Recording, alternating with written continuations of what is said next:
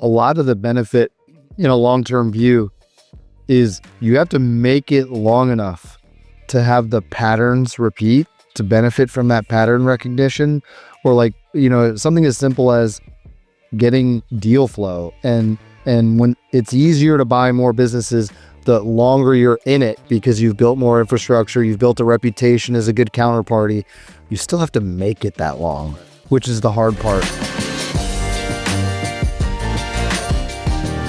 Welcome to The Intentional Owner. We are recording live today at SMBash in Dallas. All right. That is the crowd of 300 to 400 people watching us perform. It's exciting times. We have perform. What are we, clowns?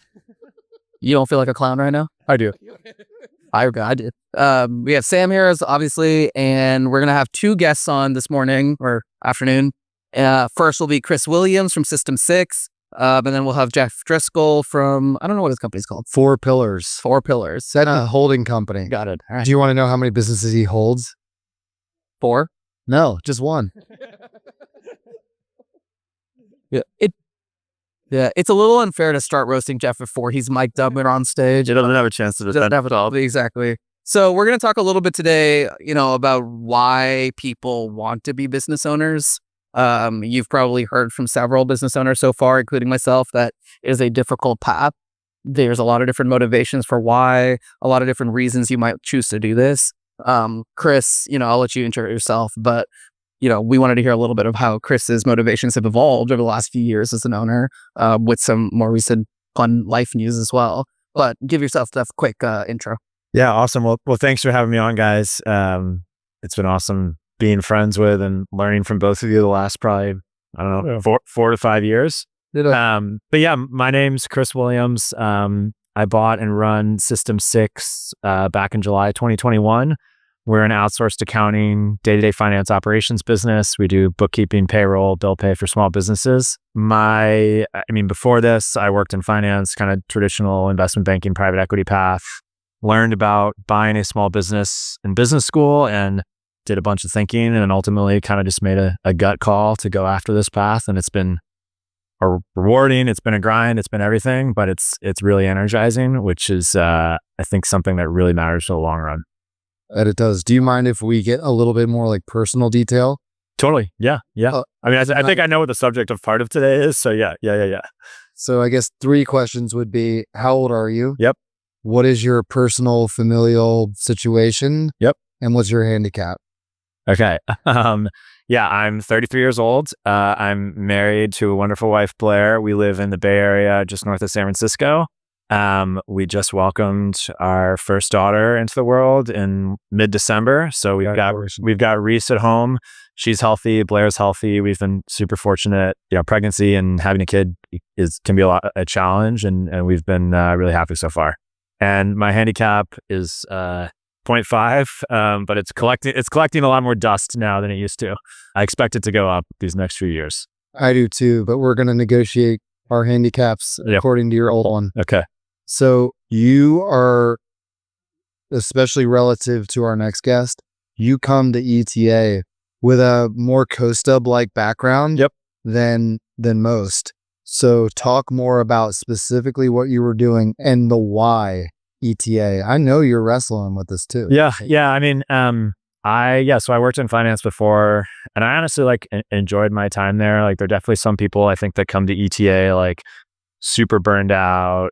And, I didn't have that experience. So I thought long and hard about kind of going back to that career during my business school experience. But there are 2 reasons that I ultimately decided to go search and buy a small business. One, I'd never kind of bet on myself, and I felt 28 at the time, this is a really good opportunity. No kids, no mortgage, anything. You talk to older people and they're like, hey, this is a great time. And then 2, some of the best advice I ever got was do this little exercise where you assume you're going to be successful at what you're doing in your career, or whatever 2 or 3 decisions you might be thinking about. Assume they're all going to work out. Which one are you most excited about that working out? And that was super clear to me. Go back to finance and become a partner, or go build a small business and turn it into a medium business and run it for 20 years. 10 out of 10, that was more energizing for me. that was it. That's why I decided to go search. I was like, something is pulling me here. I get more excited when I hear a search podcast than I do investor podcasts. I get more excited when I hear somebody talk about their search journey versus like building an investment firm journey. I don't know why, but like, I know it's what I feel. So I'm just going to kind of go with that. And were your parents in entrepreneurship at all? Like, did you get this guidance from them? Not at all. My dad worked in transfer pricing, which is a part of the tax world, for 35 years. And my mom was a French teacher. So in some ways, they've lived in the same house for 40 years, like the complete other end of the spectrum, not risk takers. And I'm fortunate for that stability. But yeah, it didn't come from them. I don't have the like, I was a lemonade stand kid story. I do think I get a lot of my independence from playing golf growing up. It's a very independent thing. I kind of learned it myself, got a job at a golf course in high school. So as I've thought about how did I go out on my own, I think some of that comes from there. But no, it was really what was energizing me when I was 28 and I went for it. I'm curious, like now you're 3-ish years in. Yeah. You weren't sure at the time what was pulling you to search, but something was clearly pulling you to search and to entrepreneurship. Like you're now here. Yeah. Right. Like what is still pulling you here or not? Like, was that thesis proven out? Yeah. I mean, I think one, the energy thing has definitely played out. Like, sure, it's been hard. We've had some at our business, some rougher patches over the last few months, and like, it's hard. And I sit with that and I'm like, yeah, this is a hard path, but I don't ever think like, oh, like, well, I'm just like getting burned out and don't want to keep pushing. Like I wake up every day really energized, knowing that like I'm in control of whether or not this is a good day. I feel like that, even though my days are changing now and going to change even more, as we grow our family, like the energy I get from knowing I kind of control how the day goes is very, very real still. And I also think like part of the reason I decided to search, or as I've thought about it more, was like, hey, look, I would have been happy going back and grinding in corporate for the next 3, 5, 7 years. But I think at some point I knew I wanted to be able to be present,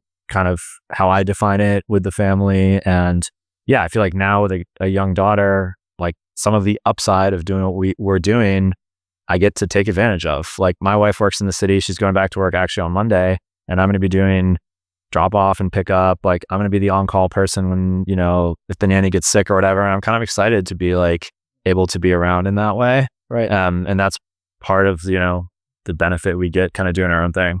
I'm curious though. So I guess I don't feel like I have control of if it's a good day or not. Like the business sort of tells me a lot of the time. Yeah, that's fair. I mean, there's definitely days where like stuff, I don't know if I can swear, goes wrong. You can swear. But I do feel like, Out, Chris. what? Get it out. Shit happens. Yeah. But I do feel that like, I don't know, there's still like some minute in the day where there's something that like I can go choose to spend time on that I know is like good for the long-term part of the business. And even like, yeah, even if a bunch of shit does go wrong, that's kind of on you at the end of the day. Like, I think I like that accountability that we have. Like, it's all on us, which is motivating. We have talked about a day in the life and how it looks really different now versus in our prior careers. So maybe like, what's a day in the life in your former career? What's a day in the life now, but now pre-baby? And then now Yeah. this baby.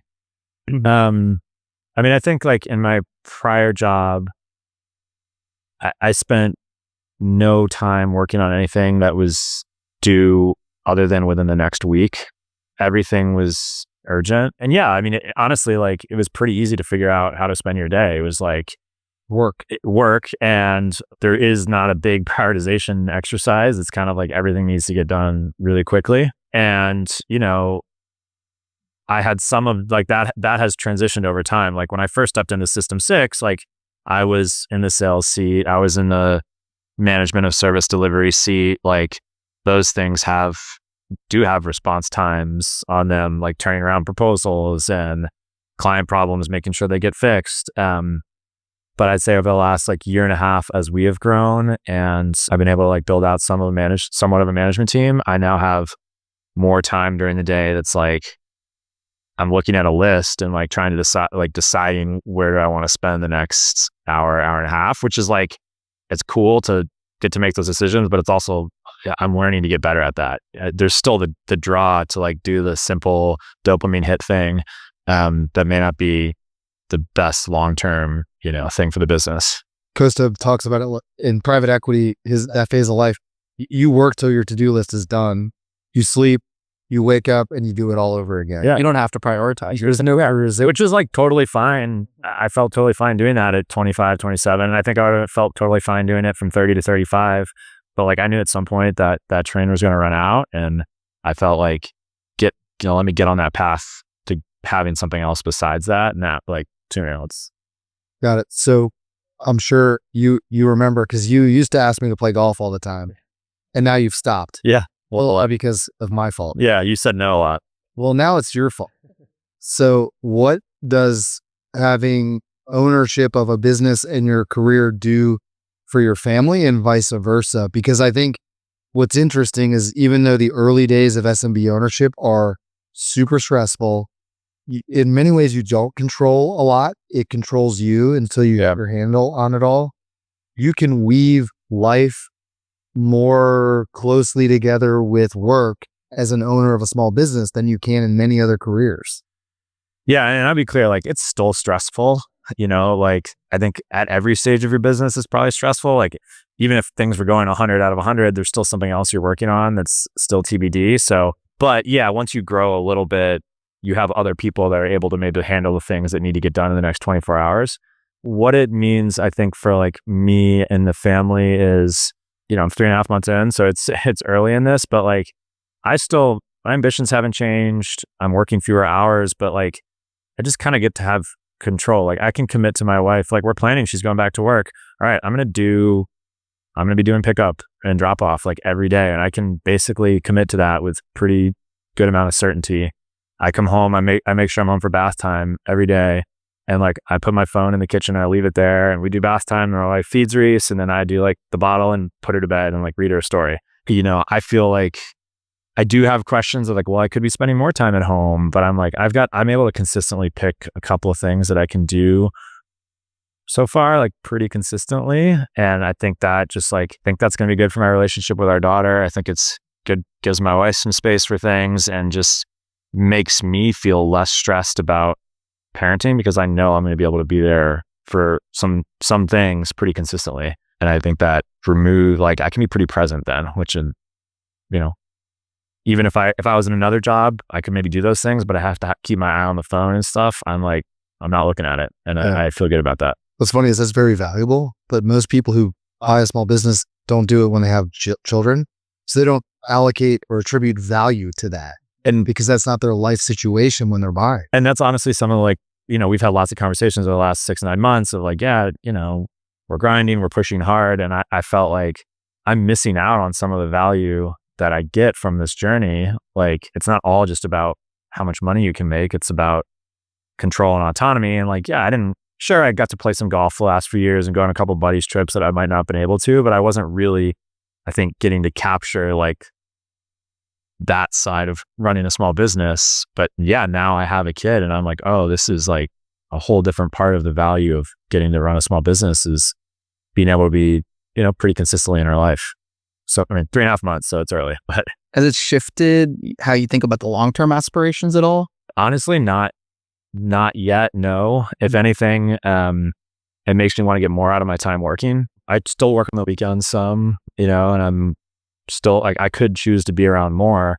So I'm still choosing to work a good amount. That better be high value time. And that means the problems in my business that I've waited to fix, cause we all do that.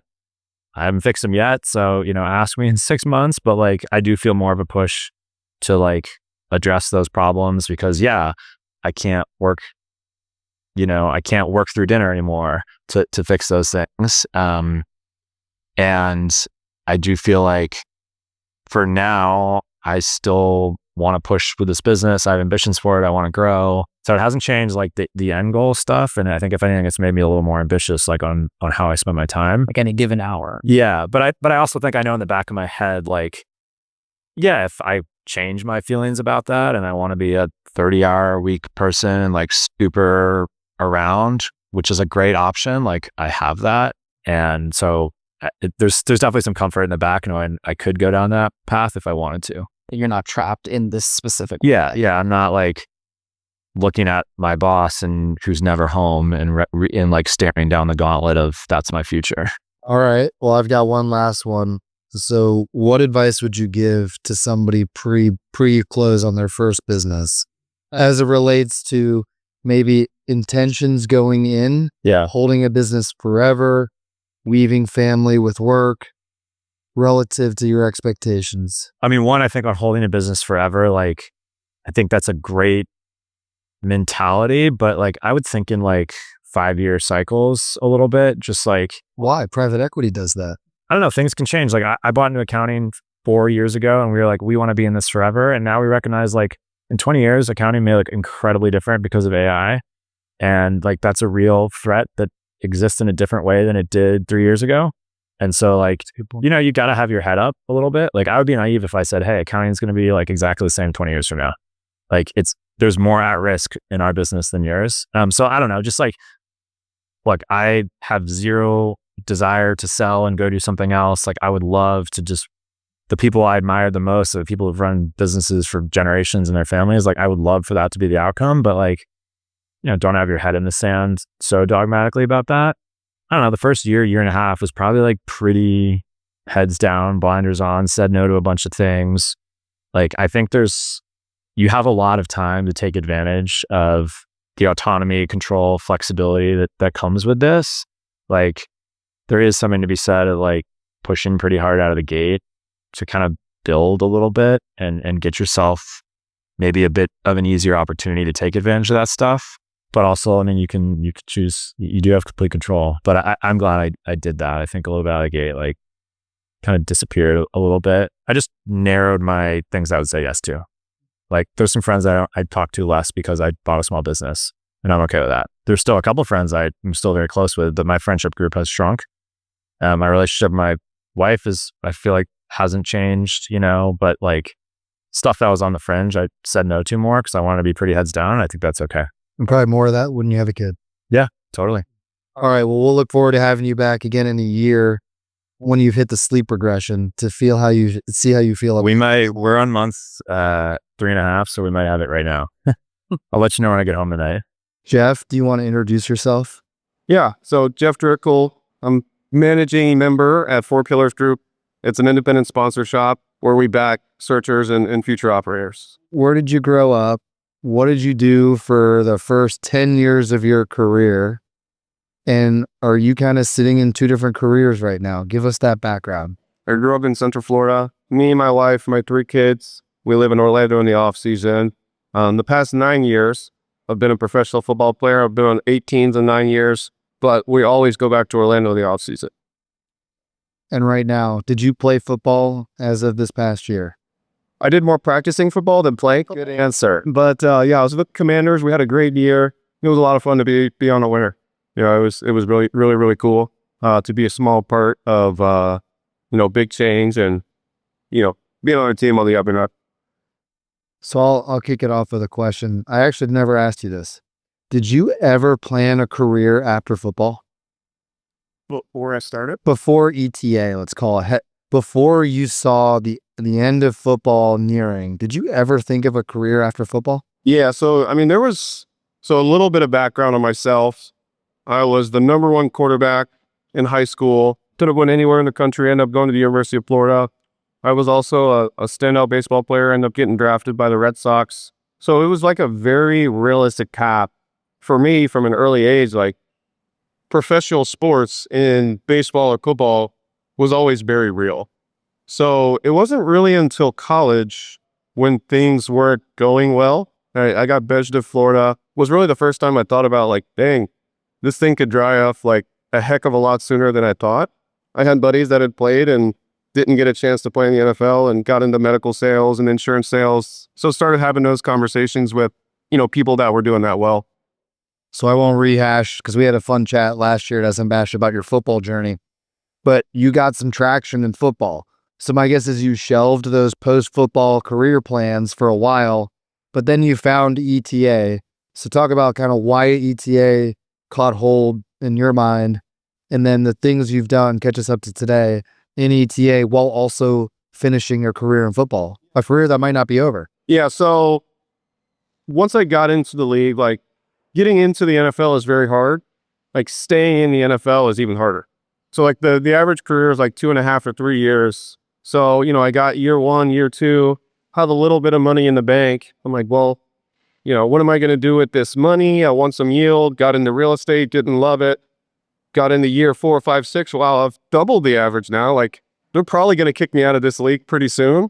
And I honestly don't remember the first exposure that I had to this asset class, but it was, everyone says it was a light bulb moment.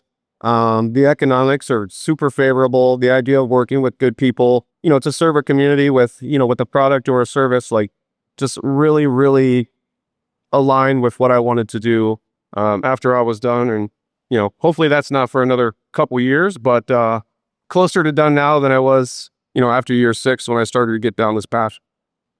So what I'm curious to understand is I can't quite fathom the amount of discipline and kind of motivation it takes to be a professional athlete. And it just seems harder than any job I can imagine.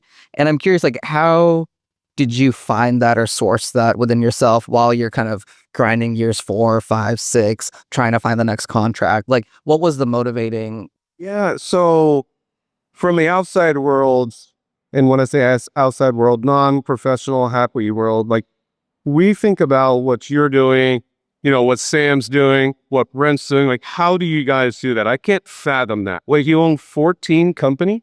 How do you learn about this, actually doing it, to like doing it 14 times over? There's a lot of like crossover principles, like you just got to work at, and early on I was at the boot camp and I was like, all right, Sam, like you're telling us all this stuff. What's the actual secret sauce? Like, what's the silver bullet? It's work, it's practice, it's getting around the right people, always moving forward, but, having a long-term mindset. And I'm curious, like, as think about transitioning over the next few years to this, is there a new kind of why or a new clear motivation, like something that pushed you in football? And maybe it was really just commitment to process. Like, what is that going to be for you in each? Yeah. So, I talk about like year 6 was like, oh, I love this asset class. The fear for like post football was never, how am I going to pay the bills? How am I going to like make sure my family's provided for? That was never an issue. It was like, I have all this pent up energy to like do really well with really good people. It's a similar motivation to football. Like obviously, like money is a motivating factor. But when Dan Quinn is the head coach for the Commanders now, when he did his introductory press conference, he said he's really excited to do hardship with good people. Like, you know what I mean? I think we all kind of have that in our mind's eye. But he said it very simply, and I've really held on to that. That's what I want to do, is do something very hard, as we all know this is, and I want to like surround myself with good people that I enjoy doing it with. No, I love that, because I think a lot of people enter ETA search for the money aspect of it, and it turns out to be really hard, right? And it's a good way to make money for sure, but it's a hard way to make money. So it's interesting to hear you come in where that's not actually the primary motivator anymore. You're sort of choosing this hard. I mean, even if that is the motivator, the money piece, like you still have to have a long-term view. Like most people who are buying a first company, like they're taking a haircut on short-term sell. So like, even if that is your motivator, like it's long-term. And if it's going to be a long-term deal, you have to be disciplined, right? You just have to do things well over a long period of time and continually get better.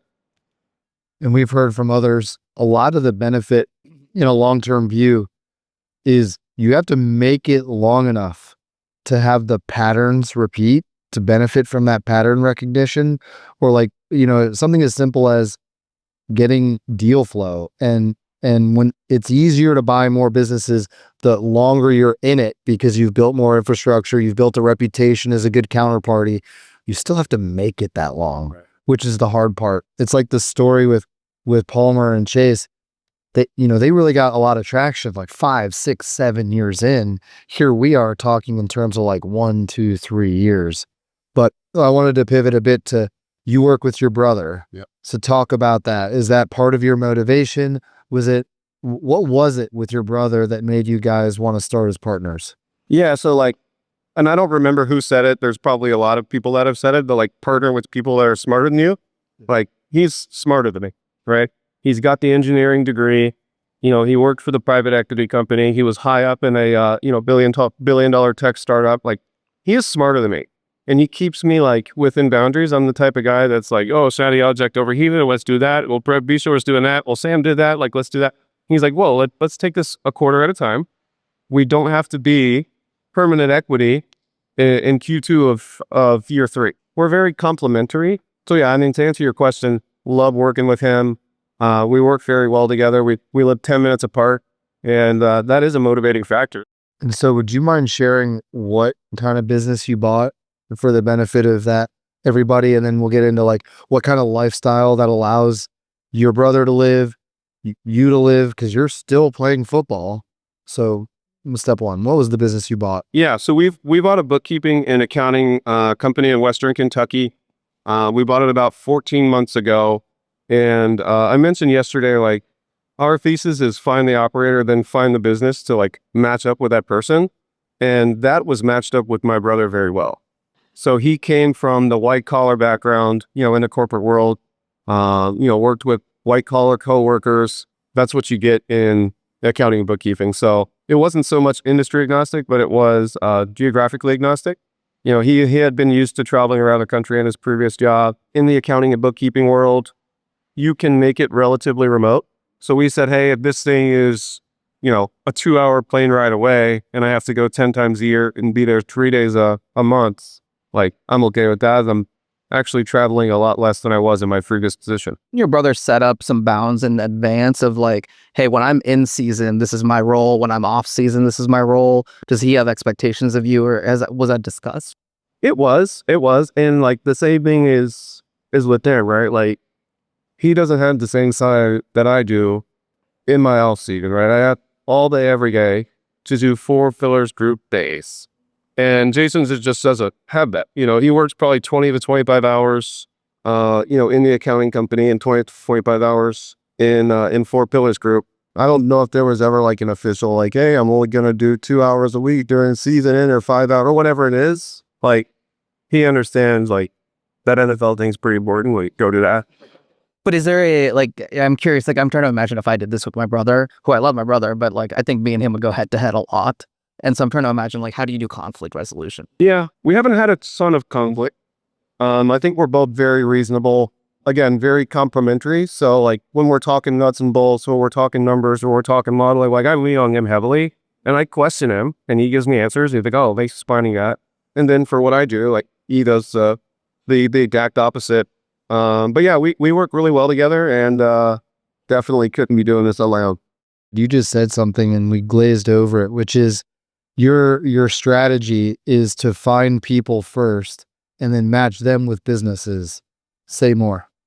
Yeah, so we believe in people. Like, any investor in this room, in any room, like, we're going to invest in you first. If it's a good thesis, like, we're going to invest if we think that you will do a good job, and we believe the same thing. Like, if it's a good business, if it's a good operator, if we're providing support and we work well together, there's a high likelihood of a good outcome. And it's because you're going to source the person who's going to run everything. That's a common theme in this whole 2 days. But then you match them with whatever they want, or you match them with a business you guys want, or is it a collaborative hunt together? Yeah, it's a collaborative hunt. I think I mentioned yesterday when I was up here, we had 2 partners that we're working with, operating partners. One was very specific. This guy did roofing to put himself through college. He was on the roof laying shingles. He's been a project manager for the past 8 years in the window and siding company. Like, we're going to go look for a business where he can do that and use that industry experience. The other guy, it has my brother's background where, he's done some consulting, corporate finance, had some really high level exposure, but not an industry expert like, the roofing guy does. So if we believe in like their theses, then, and we believe in that person and, think we can work well together, let's go. Like, how do you figure out if this is going to be a good person or not? Like, your brother, right? That's an easier person to partner with. And I think about it as when you do a search for yourself, like, there's already all the risk associated with the business, but at least you're betting on yourself. here you're going to have to bet on another person as well. And this is a challenge for all holdcos, right? Is operator having issues, or, like what's your process for figuring out if like this is the person we want to work with? Yeah. So like as an independent sponsor, I think we're going to be judged on like who we choose to like work with, who we're choosing to take other people's invested dollars and steward those monies into this person. So for the first two deals, like we know them personally in our spirit, right? So, the guy that we're working with for the roofing company, best man in my brother's wedding, doesn't necessarily mean he's going to be a great operator, but the trust is there, right? And when you go back and look at his track record professionally, we do believe that he will be a great operator. The other one worked with my brother at the private equity company, played college football, came from a small business background where his dad sold an equipment rental company. And like I said, has had exposure at a high level in consulting companies. He's managed huge teams. So I think like when we get down the line, we can say, hey, we chose these guys because of these qualities. Maybe they were missing these two. And this other, guy or gal, have all of them. So we think this person might be better to this group because of what we found over the last 2 or 3 years. No, it's really just going in eyes wide open, right? Where the job is to take risk. You just have to know what risk you're taking. My last question, and then we like to usually wrap our chats with like punch questions or whatever we call it. Have you been intentional about using football and maybe your reputation as a football player and use that to benefit your ETA career at all? And if so, has that worked or not so much? Yeah, I mean, I wouldn't be up on this stage if I didn't have the NFL badge, right? Totally. I would have ignored your call. Most of the people that you texted when you were trying to see about ETA, no offense, you're nice. It's a foot in the door. It's lamed, right? Like I don't love having to lean on that. I hoped in 5, 6, 7 years down the line, like, oh yeah, that guy used to play football, right? But it's a foot in the door, and no one's gonna invest into us or work with us because of that. But it is a foot in the door, and I lean on it, right? We all have our competitive advantages, and right now that's mine. I'm a little envious of that advantage because it's so unique. And you have an advantage in terms of you're not hunting for businesses geographically, but in the areas where you're known, you have a reputational advantage, even though it might not have to do with SMB ownership. And you can use that to build your business. You can do it to recruit people you're going to back to lead your companies. Have you tried to raise money off of that as well from athletes or otherwise? Yeah. So over the past 2 years, right? If you're passionate about something, you're going to share it over and over and over again. Yeah. And in the locker, we'll talk with, about players. You get a pretty good sense of like who actually wants to invest monies into this, that, or the other. And yeah, like the staying power has been huge. Like I've been telling the same people for 2 years what we're doing. This is the profile of business that we're looking for. Would you even be interested in this asset class? Oh, like let me tell you about this asset class first. Let me explain the asset class. Let me explain the business. All the while, like I'm gaining, in their mind's eye, reputation because of my staying power, and they see me getting better at talking the talk along the way. So yeah, a lot of conversations in the locker room. On the cap table that we're raising for now, there is a number of guys that the conversation started 2 years ago, whether it was at breakfast or in the locker room or whatever it might be. All right. I'm sure Jeff would take a few questions if anybody has one. The question was, why did he choose University of Florida?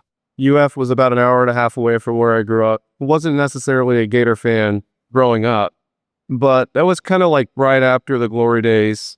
06, 08, they were still on their high from their national championships. The depth chart, it was going to look like I was going to start in year 2. Wanted to get on the field pretty quickly for like a powerhouse program. And again, I mentioned there was no such thing as NIL. And I got good enough grades in high school to where I got a Bright Future Scholarship. So I got a little bit of money in my pocket for staying in state. So that was kind of a deciding factor. How many stars were you coming out of high school? I was a 5-star recruit, which is the highest amount of stars that you can get.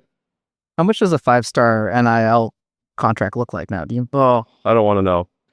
I don't want to know. But I talk about this all the time with guys that miss out on the NIL boat. Like, what would our careers have looked like had we gotten multi-million dollars in 17 years? Like, would the motivation have still been there? Would we have turned into assholes in college, right?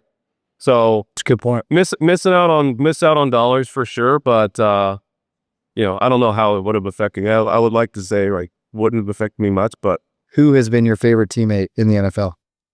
my favorite teammate has been Andy Dalton. So I was Zach up to Andy for 3.5 years. So when I got there, they had went to the playoffs from his rookie year until like his 7th year, every year in a row. So he was the leader of the team. He was playing well. He was one of the hot quarterbacks. I like watched every move that he made. How do you carry yourself in the building? How do you treat teammates? What do you do off the field? And he poured into me personally, right? Faith's driven. His wife was great. His kids were great. Had us over at the house. So it was really how he carried himself, even though he was a star, that really attracted me to him. And, he's just a normal dude like anybody else. And, that's why he's been able to stay around as long as he have. And, he's not in the starter role right now, but he's coveted around the league just due to his ability, should he go in the game, but also what he brings to, each organization that he's part of. I'm curious, this is kind of sort of business related, but we have this dynamic where we have, multiple crew leaders that are doing very similar jobs and they're kind of competing with each other, but not really competing. Like when you're in a quarterback room and you are sort of competing with everyone else in the room, right? How do you work together as a team to help each other while also kind of holding this thought of like, yeah, but if you struggle, like I might be next up? Yeah, that's a great question. Because there is like, man, I want that guy to do good, but I want to do better than him. I'm not going to necessarily do bad, but we do better than him to the spot. And, it's hard to put a finger down like, man, that guy's a C player. It all comes down to Jason. I think that's why Fortune 500 companies and, even non-Fortune 500 companies all over the country are seeking that athletes that has that soft skill of like working within a team. It's hard because there's no financial incentive to like want someone else to do better than you or get that spot. So it's weird. It's definitely weird, but I wonder if they should start structuring like number 2, number 3s on depth charts to have a team-based compensation bonus. I like that. We should be GMs and professional sports teams. Well, you can now buy an NFL team, right? I didn't say that word out loud. All right. Last question for me, at least. Similarly is, who's your favorite coach and why? Because a lot of this is all about SMB ownership, being a good teammate, being a good coach. It's kind of the role of the owner. Yeah. So my favorite coach is Dan Quinn. So I had Dan Quinn back at UF. He was the defensive coordinator for my first 2 years when I was at Florida. So I saw him in that role really in 2011, 2012, before he moved on to Seahawks to be the defensive coordinator of Florida. And we didn't have like a direct working relationship. I played offense, he played defense. But I always knew he was a great guy. We had big conversations that weren't centered around game plan or like, how would you handle this player or whatever. But just a great dude that could relate to everybody. And then he's been a defensive coordinator in the NFL really since then. Well, he had, 4 or 5 years at Atlanta, but he's been a defense coordinator, defensive line his whole career. Went back to being the head coach this past year. And my thoughts was like, okay, he's a defensive guy. He's going to have the rings of the defense. And, Cliff Kingsbury is going to be the head coach of the offense. That is not the case. Dan Quinn was the CEO of that team. He was the CEO, head coach. He empowered the defensive coordinator to do his own system, something totally different than what Dan Quinn had run. And he just related to players. And that's why, one of the reasons why the Commanders is a destination for players around the league is like, man, this guy gets it. Like he wants it to be fun for the players and he understands we can have a good time and, play well at the same time. But I just firsthand saw it for the first time, like this guy is empowering everybody and, making really good hiring decision and making sure that they're like staying in between the boundaries of like what they said they were going to do. But just the empowerment from coordinator to position coach to young coach was unbelievable. He would like intentionally have like first, second year quality control coaches, which is like entry level coaches, come up in front of the room and present to the whole team. And that was to like develop those coaches. Like unbelievable guy. Would you consider him more of a player's coach or more of a disciplinarian? Because I've always been curious, like Pete Carroll in your work, is he still at no, he's gone. I always thought of him as a player's coach. Like players love to go there because they could win, but also have a good time. He created the culture of fun and team building versus like super disciplinarian process, strict. So what would Dan Quinn fall under, and what do you align with? If I had to pick one of those, it would be the player's coach. But it all comes down to like, who is he bringing in? What kind of players can handle that? The luxury of having like the freedom to express yourself or have fun or, not fall right in line. So I think it came back to like, these are the type of guys that would do well in this environment. And they went out and found those guys and implemented them pretty quickly. Any last questions? So yesterday I mentioned that one of the small things for the turnaround for the Commanders was something as silly as bringing a food truck on Saturday for family to come in and enjoy. And the question was that Dan's idea? My guess is yes. Like, that seems like a very Dan Quinn thing to do. He's very thoughtful, intentional. How can we make this better at every level? So probably, but I don't know. So the question was, Jeff's played for 2 different college teams and 8 different NFL teams. So learning how to be on a new team constantly, how do you take that over to business world? Yeah, so I'll use one specific example.